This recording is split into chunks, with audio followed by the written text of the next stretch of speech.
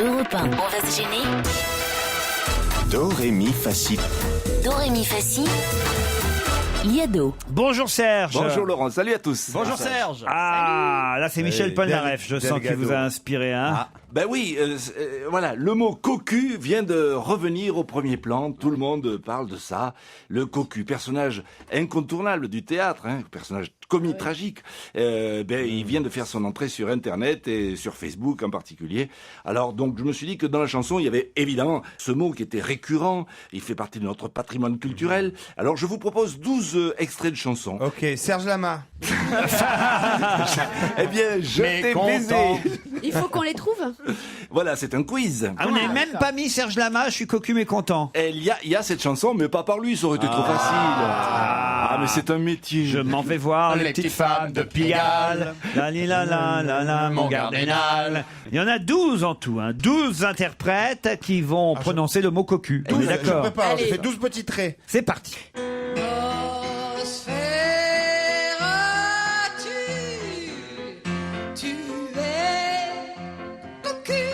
Eh oui, je suis cocu, j'ai du cerf sur la tête. On fait force de trous dans ma lune de miel. Je t'en prie, Félix, ne te fâche pas, voyons, je sais très bien que si tu es cocu, c'est pas de ta faute. Mais enfin, tout le monde le sait que tu es cocu, c'est pas un mystère, ça. L'amour vaut-il qu'on soit cocu? Je pose cette question. Un jour, elles ont tout voulu et on leur a tout accordé. Nous sommes les dindons, les cocus de leur nouvelle liberté. Quand ils passent au milieu de la rue, chacun murmure, il est cocu.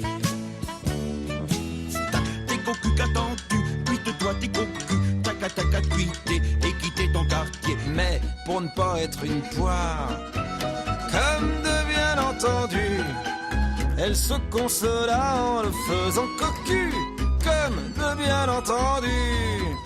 Je t'aime chérie, je t'aime et j'en meurs. Et tirer les poils du petit cocu qui veille. Et toi la femme qui me fera jamais cocu, n'ouvre pas ta porte, faut pas que je sorte, les rues sont mortes. Et je suis content, je suis content, je suis content, je suis content, je suis cocu, mais content. Si tous les cocus avaient des clochettes au-dessus, on ne s'entendrait plus. Ben voilà une chanson qui va remonter le moral de beaucoup d'auditeurs et de Michel Polnareff. 12, pas 12 chanteurs, parce qu'on a reconnu Rému évidemment, donc on peut mettre Rému en moins. Rému dans l'extrait de Marius quand même, dans la comédie de Marcel Pagnol. Mais les autres alors, qui avez-vous entendu? Moi je dirais Marie-Paul Bell en premier. Oui, Nosferatu, c'est Marie-Paul Bell. Le forestier. Le forestier qui reprend la chanson de Georges Brassens, le cocu, bravo. Je crois qu'il y a Claude Barzotti. Claude Barzotti avec une chanson à la con alors. Oui. Il y a Serge Reggiani, il y a Julien Clerc. Il y a Patrick Bruel. Doc Gynéco. Patrick Bruel, Doc Gynéco. Jean Ferrat. Il n'y a pas Benabar, il y a Jean Ferrat évidemment, le chef de gare. Il y a André Bézu. Alors là, c'est pas vrai. Il a triché, c'est pas vrai. Non, j'ai pas triché. C'est vraiment bizarre. J'ai connu Bézu, son vivant. C'est ça le problème, Il a Serge. passé ses années devant la télé. Non mais je vous raconterai, j'ai eu une histoire terrible avec Bézu. Ah bah non, Il y a pas Bobby Lapointe. il y a Bobby Lapointe, il y a Bézu et les Charlots, on a tout. Et il y a Julien Clerc, non? On l'a dit.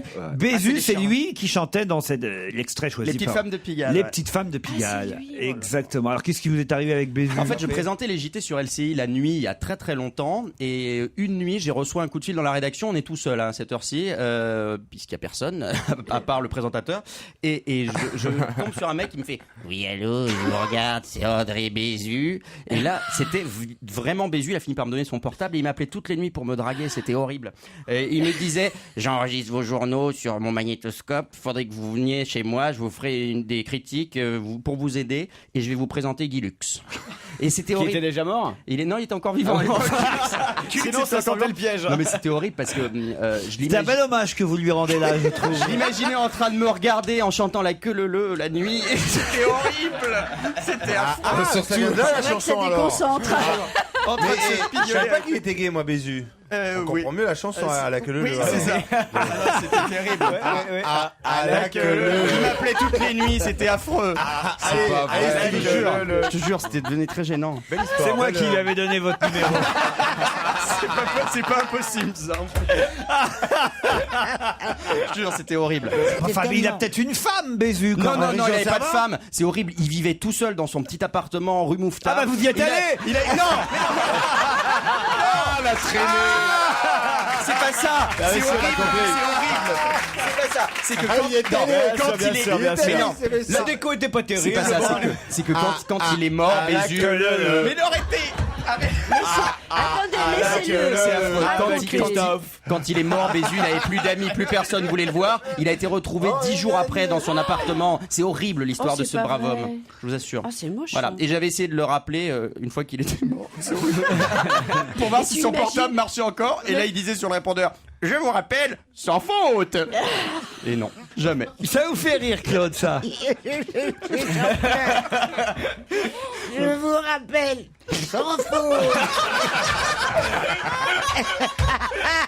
Le mec est allé mort depuis 6 jours.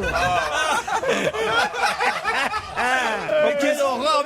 Mais moi, je ris pas du tout de ces choses-là, C'est son enfin. neveu qui travaille à TF1 à la rédaction. Je suis désolé. C'est l'époque où vous étiez journaliste, où vous présentiez le LCI, vous étiez sérieux, finalement. Ouais, c'est vrai. Franchement. Eh oui, comme quoi, c'est terrible une carrière. Hein. Et c'est vous qui avez annoncé la disparition à l'antenne? Non, j'étais pas à l'antenne ce jour-là. Heureusement.